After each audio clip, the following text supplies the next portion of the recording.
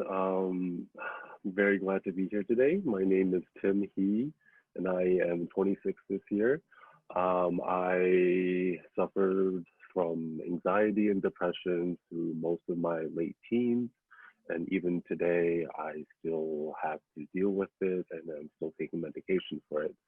I have to thank my parents a lot for helping me through that time, but also especially my friends and my support group and my community who I was able to lean on in my darkest of times, and especially my little brother, who I do many things with, was a very important person to me.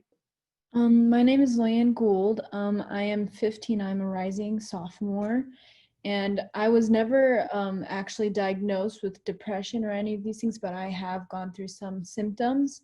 But more than that is that I had a lot of friends that suffered from very severe depression and anxiety disorders, and I was more of like that friend that they went to talk about their feelings or how they felt or like their suicidal thoughts and things like that. And I was the person who encouraged them, talk to your parents, like find someone professional to get some help. And I continue to do that. And I've had them like hospitalized, and I was always the person to visit them in the hospital when, they were at their lowest. So I'm more of like a confidant, these things. Hi, everyone. My name is Sammy Chen, and I'm 21 years old. I've dealt with depression and anxiety ever since I was in middle school, and it's gotten pretty bad at times. I have attempted suicide several times, and I'm just grateful to be here today and share my story and hopefully help others along the way. Thank you. Thank you, Sandy.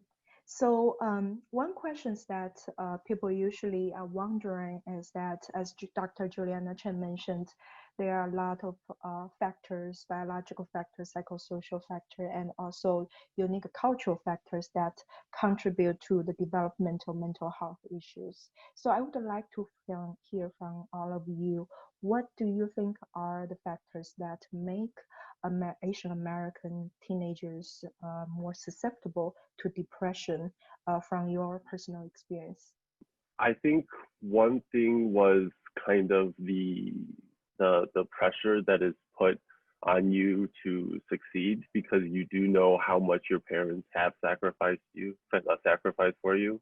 I mean, because we moved here when I was 6, and my parents have just been working nonstop to provide the best that they can for me, and spent so much money on me in my education and in the things that I've done.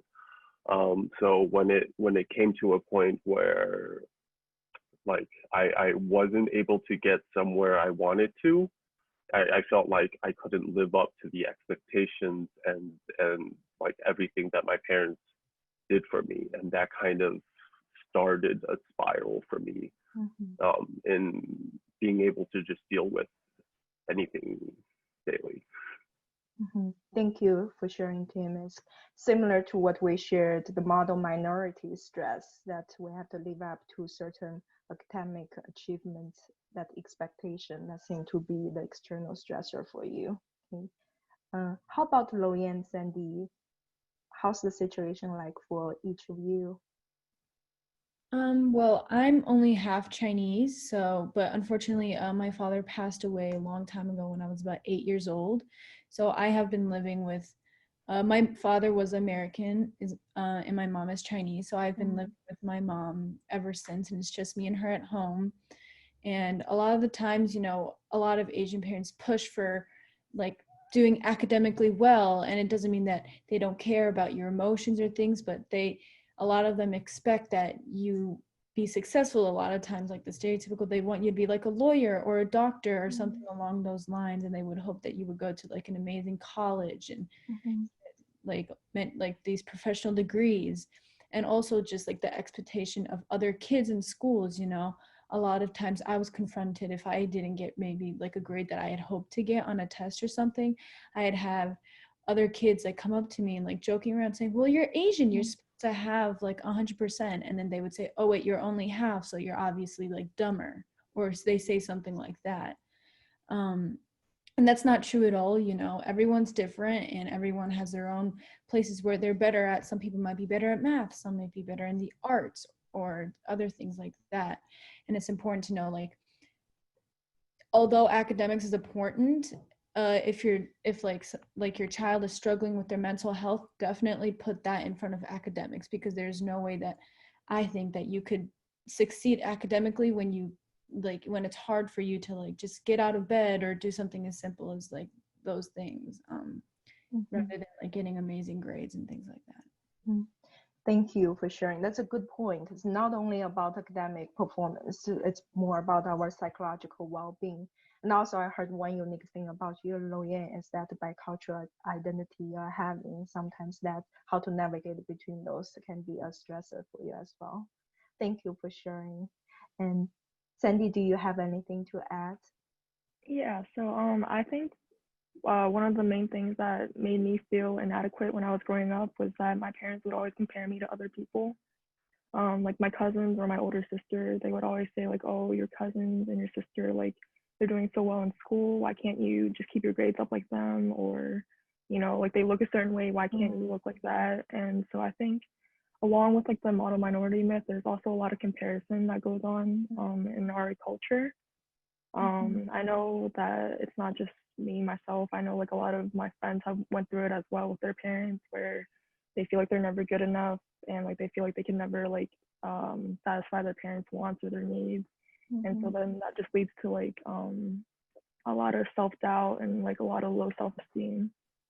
And so I think just comparison along with the pressure to always exceed in school and other aspects of life too contribute to depression and anxiety. Yeah, that's another good point. A comparison. Many of my students or client also mentioned something similar. I think when we compare, there's also assignment of judgment, and judgment can be hurtful. Right? Judgment can make people internalize things and form negative self-perception. A lot of those we know that are associated with depression or developmental depression. Yeah, thank you for sharing. And another thing that we're also curious about is that what are usually the barriers from your experience? Are the barriers that prevent you or your peers from reaching out for help? We heard parents saying their kids don't want to go, or they heard saying that they tried, it don't work. So there are many reasons. We're curious from your perspective, what it's like. Well, for me personally, I think one of the issues with my family is that, well, I'm first generation, and so my parents and my older sister, my parents mainly know how to speak Chinese. They don't know that much English, so there's always a language barrier between me and them. And so it was very hard for me to communicate how I was feeling most of the time. And oftentimes, like, I would just rather give up than convey to them how I felt. And I know in the video I also mentioned that, like, there were a lot of times where I felt like even if I did tell them how I felt, they wouldn't understand me, or they would judge me. And they would also just call me like lazy, or just, you know, like they would say that I was being weak. And so I think like when they would say stuff like that, that would just make me want to shut down even more. Yes, you feel invalidated. There were times where I kind of wanted to share with my parents more about things I was dealing with, but for some reason I just couldn't actually force myself to. It was just something like I talked with my parents about basically everything, but just my mental health and how I was doing was just not something that I for some reason felt comfortable talking with them about, which is, I don't know, weird, because I talked with them about almost every aspect of my life. And it wasn't until I think I started taking medication and started seeing a therapist where I was more open to actually talking to them about how I felt. For me, it was a lot more helpful for me to talk to like friends who've had similar experiences, or other people who have like suffered through depression, and being able to open up and talk about it that way. Thank you, Tim. For me, so me and my mom went through a lot together, obviously with like my father's death, and we don't really have too much other outside family with us. So it's really just me and her. And I know that my mom worked extremely hard to make it to this country. She is disabled, so she definitely faced a lot of, like she was held back a lot in China. So she had to work like twice as hard as a lot of other people to make it to this country. And I know that I tell my mom like everything. I tell her about all like the so-called drama that goes on in school or all these other things. But a lot of the times I also, if I was struggling internally, I wouldn't tell her because I kind of wanted to like stick up for her, and I wanted to be like, I'm like great, I'm doing fine, and I don't want to be another one of your stress factors. And I don't want to make you feel like you failed in raising a child. um and for a lot of times when I was talking to my friends about their suicidal thoughts or whenever, a lot of them, they felt like they were neglected by their parents just like, if we give you money, if we give you a place to sleep, if we give you food, that's enough. We don't need to talk to you. And a lot of times I remember I was in the hospital with a friend, and she didn't even want to look at her mom. She didn't want to see her mom because she was so convinced that her mom did not care about her, when in reality, a lot of the times her mom just did not know how to communicate with her and express the feelings. Because I feel like talking about mental health and those things are like more of like a thing that we like people don't usually talk about in Chinese culture and a lot of Asian cultures. Yeah.